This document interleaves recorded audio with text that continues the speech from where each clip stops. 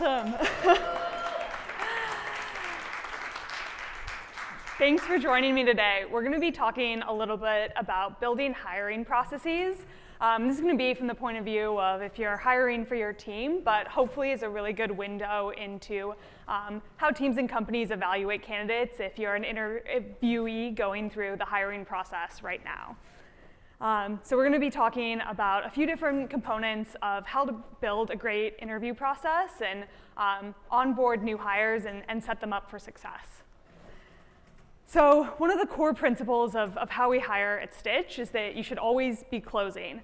You should be thinking about that first touch point you have with a candidate as really like the first opportunity you have to start to onboard them onto your team if you end up making an offer, they end up accepting and ultimately joining your company. So a lot of times people think about interviews, as an opportunity to evaluate a candidate's skill set. But really, it's also an opportunity for the candidate to evaluate the company, the team, the role that they're considering. And so you should really think about interviews as sort of that two-way street of mutual selection and seeing if it's a fit on both sides. And it's the first opportunity you have as a candidate to meet a team that you might be spending 40+ hours a week with for hopefully many years to come. And so making sure that you're excited to work with these people day in and day out.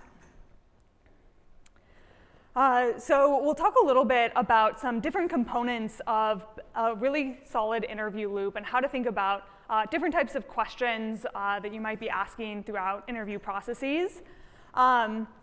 In order to sort of set up the interview loop, what you want to think about are those key skill sets that you want to be identifying and evaluating for throughout the interview process. Once you've kind of identified the sort of total set of skills, traits, values, et cetera, that you want to test for, then going into creating interviews with really comprehensive rubrics and how to make sure that each of those rubrics is really clear about which skills that interview is meant to test for and how to evaluate candidates across different axes to ultimately decide if they're a good fit for your team.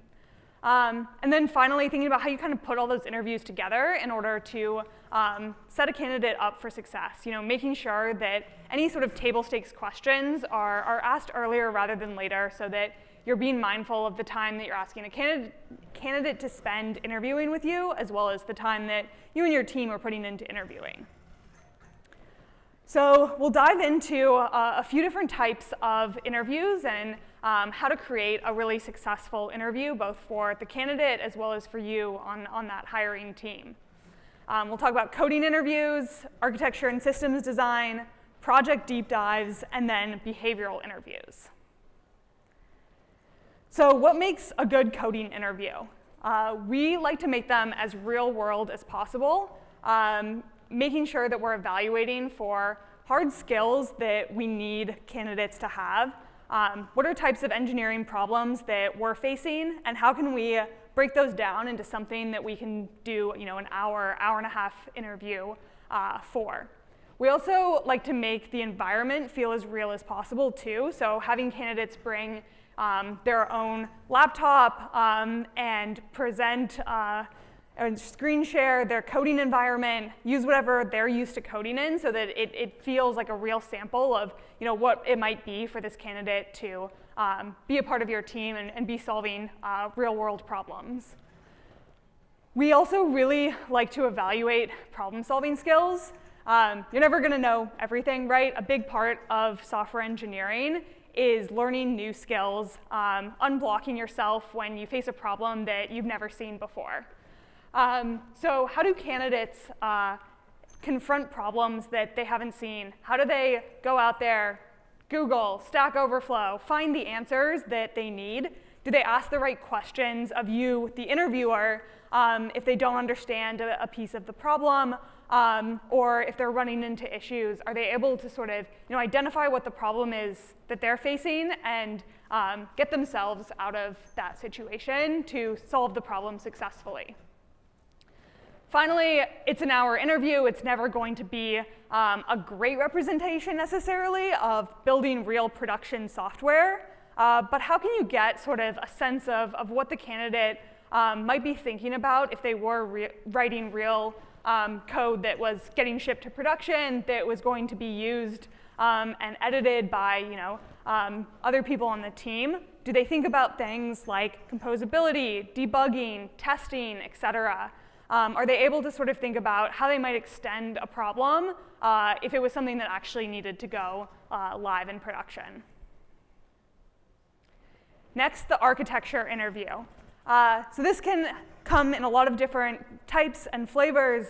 There are a few things that we like to think about in all of our architecture questions to make sure that they're consistent across different candidates, but that we also give interviewers some room to sort of go deep or sort of ad-lib as the candidate is solving the problem. And maybe there's a specific area that the candidate is really passionate about. Can you kind of like go off script a little bit and go into the weeds with them in that area while still making sure that they're sort of doing the sort of baseline question that you need them to answer.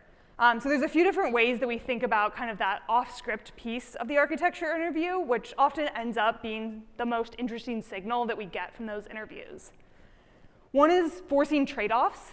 This is a really good opportunity to see how a candidate responds if you give them feedback. Are they able to understand that feedback, act on it, and change maybe some of the initial assumptions they'd made, maybe change some of the aspects of their original design as you introduce new constraints or ask them to extend the problem for maybe use cases they hadn't thought about originally. Next is going really deep where a candidate spikes. So maybe they are an expert in database performance, for example, and you're hiring for a back-end engineering role, and that's not something that's necessarily table stakes, but it could be something that's really additive to your team. Give them the opportunity to kind of show off their skills there and show off their knowledge.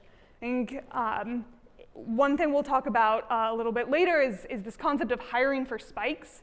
And what we mean by that is looking for areas that the candidate sort of goes above and beyond your expectations for the skills that they'll bring to the table. I think it's also a really good indicator of their ability to learn new skills and become an expert in new things over time.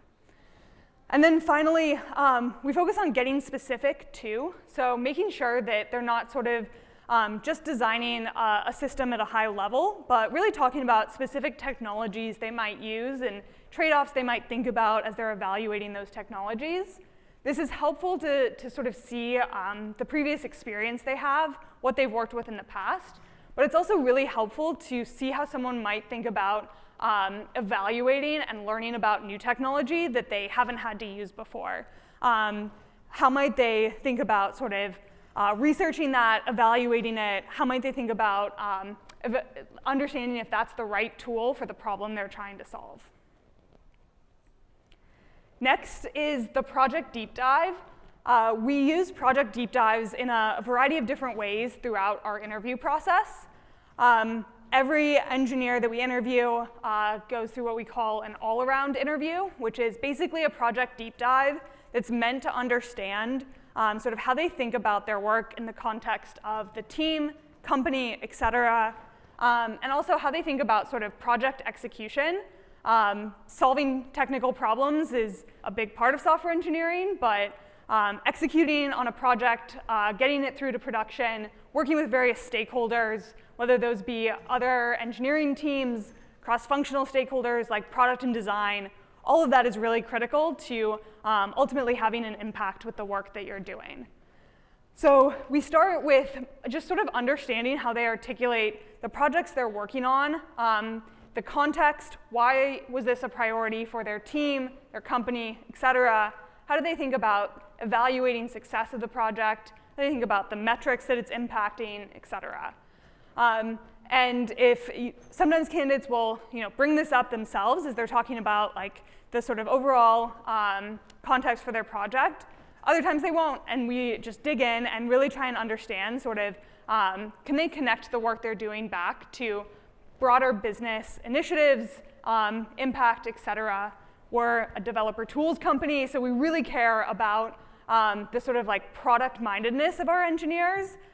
because they are our target customers. And so some of our best ideas come from our engineers. And we look particularly for people who can sort of think about the why for what they're working on, not just the what. And so this is one way that we test for that. The other piece of the project deep dive that we focus on is sort of understanding how the candidate thinks about roadblocks, unblocking themselves, and how they think about sort of learning and getting better. So we talk about things like the toughest decision they had to make in a project. This is a really good way to understand how they think about getting buy-in from other stakeholders, presenting an argument to maybe people who are not as bought in with this decision that they want to push forward on. How do they get that buy-in to ultimately make the project a success? We also like to hear a little bit about how they might improve the project if they were doing it over again.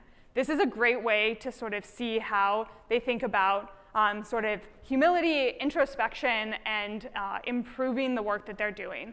Are they able to look back and sort of identify the areas that they might have been able to go faster, go more smoothly, et cetera? No project is ever going to go off without a hiccup, and so really seeing how they think about articulating the learnings from that project is really valuable.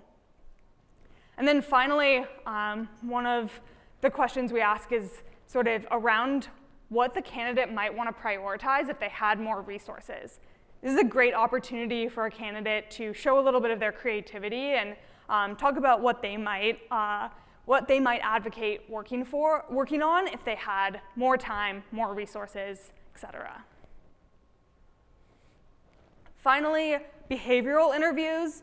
Behavioral interviews can be really boring and not super informative if you're asking questions that candidates have spent a ton of time answering in other interviews or preparing for. I think the really interesting answers that you get are when you have a more candid conversation with a candidate. And so one of my favorite ways to do this is to actually debrief a previous part of the interview process because it's something that's going to be top of mind for the candidate. So they'll have really specific ideas about how they would have improved maybe one of the coding interviews that they did earlier or a take-home exercise that you'd ask them to do.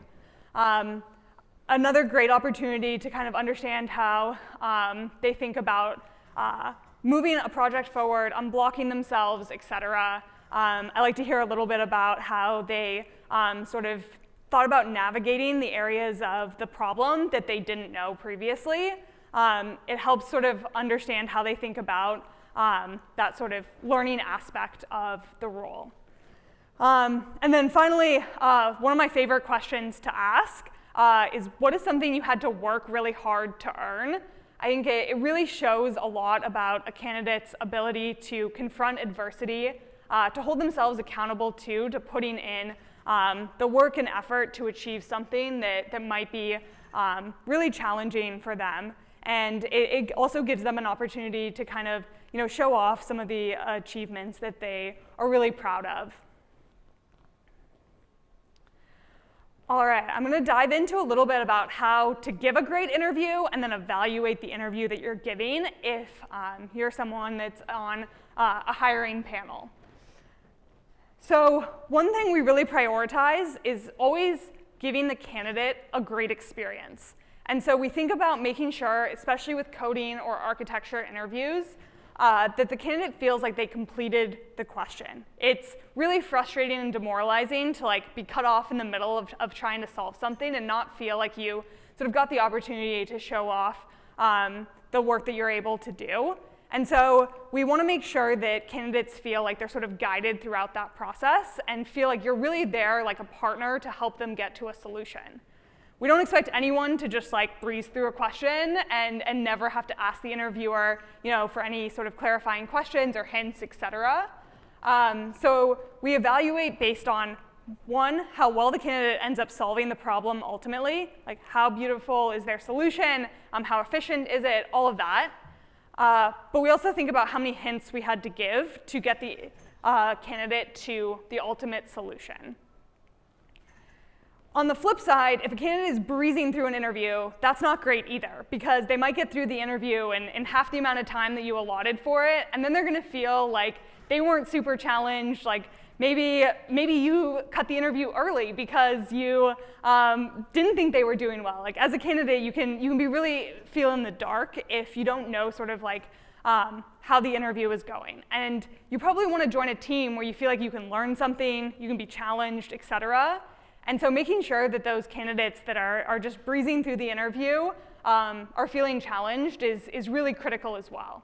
And so the way that we think about sort of building our coding questions is making sure that there's a series of sort of checkpoints that can go on for a really long time if the candidate is just breezing through it, to make sure that you're able to get the right signal that you need to from that interview. And then finally, it's a small world. And so you never know when someone you're interviewing is going to have an opportunity to share their perspective on your team, your company, et cetera. We have people that we've interviewed that ended up becoming customers later on, even though they didn't join our team. You never know when one of their friends might be interviewing with your company. And so really thinking about that candidate experience is critical to make sure that you're leaving a good impression and that both sides leave the interview feeling good on both ends. One way to make sure that you're able to deliver that really excellent candidate experience is by making sure there's always time for the candidate to interview you as well. Let them ask their questions and make sure that you're able to spend a few minutes at the end of the interview answering those questions that they might have for you. I find it can also be really helpful to hear some of the things they're thinking about in their job search too, so that if you do end up making an offer, you sort of know how they're evaluating the opportunities in front of them and can make sure that you're able to sell them on why they should join your team and how you sort of fit their criteria that they might be looking for in an interview, in a new role. And this can also make sure that you're introducing them to the right people on the team, that they're getting to ask more questions as they're making that decision of the right people, depending on sort of what their framework is for choosing a team and company to join. We spend a lot of time building out our interview rubrics as well. This makes sure that you're able to have many different interviewers give the question and do so in a consistent and fair manner. So this is really important in terms of making sure that you're able to check for bias throughout the interview process, that you're being really specific about what success looks like in any given interview, so that you don't get wildly different scores from different interviewers because they just conduct interviews in a very different way. We try and sort of normalize that across all of the different interviewers and make sure that it's clear how to give the question, how do you sort of go through the different prompts that you might need to give throughout the interview to make sure that you're giving the right information at the right points in time so that it's a consistent interview regardless of who's giving it. We think about really breaking down each part of that interview and having clear success criteria for what it means to be a different score depending on how you executed on that problem. We find that really specific interview rubrics are a great opportunity to make sure that you're being very fair and consistent across interviews, across candidates, having a very sort of almost formulaic way of evaluating interviews ensures that we're able to be as fair as possible in the interview process. So a little bit about what this looks like. This is a snippet of one of our interview rubrics. You'll see, you don't have to read all the words. The point is that there's a lot of words here. We're really specific about what success looks like in each part of this interview. I think there's 4 parts total, and we have a different numeric score associated with each part of the interview process, or of the interview question, that ultimately then adds up to an overall score for the interview. We score on a 1 to 4 scale. This is in order to force people to make a decision on whether they are pro hire or not. We've tested out the 5-point scale too, and you end up with a ton of 3s, and it's really valuable to make people sort of make that decision of, am I pro hire on this candidate or not? We invest a lot in our interview debriefs as well to make sure that those are really productive discussions. You can get a lot of information from the interview feedback that people write and what score they're giving. But at the end of the day, each interviewer has a window into the candidate's experience, and you really want to put that all together to get a more holistic view of who the candidate is going to be as a teammate that might be joining you. So we always make sure we read interview feedback beforehand so that people have some time to sort of digest and understand how other interviewers sort of thought about the candidate's performance on their questions. This enables people to form a hypothesis about the candidate. There are 2 sort of key things we talk about here. One is where does this candidate spike? So what are those areas that they really go above and beyond and have expertise that you'd be really excited to learn from? And then what are those areas that might be holding them back from succeeding in joining your company?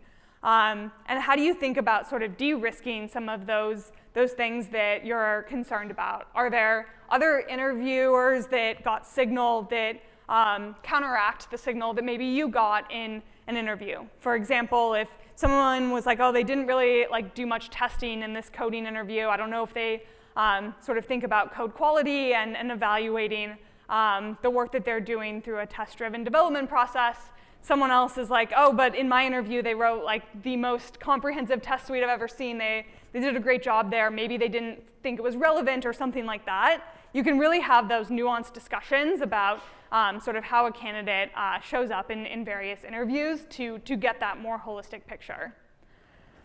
The way that we think about then ultimately deciding whether we're going to move forward with an offer or not is sort of thinking about how the candidate meets the overall technical bar. Everyone needs to clear that technical bar, but then we also want to have those spikes that we get really excited about.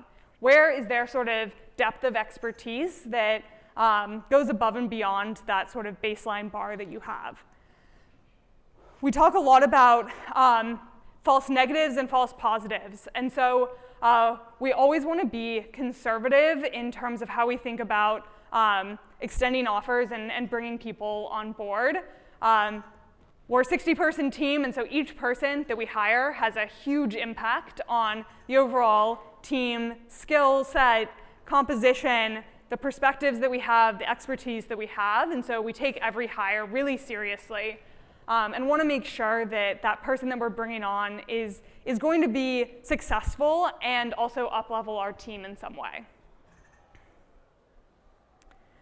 A quick overview of how to nail a reference call. This is something that's not always that common in engineering interviews, but we find can be really helpful in terms of getting a more holistic picture of who the candidate is really as a teammate.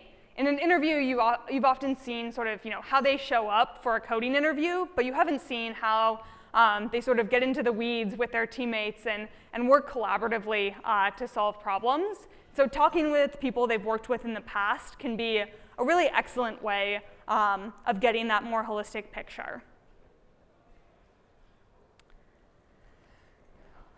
So you've decided to move forward and hire someone. How do you put together an offer that's really compelling and give them the information that they need to be able to evaluate that offer against some of the others that they might be considering and ultimately get them excited about joining your company? We start with a Zoom bomb, which is one of our fun traditions with our offer calls.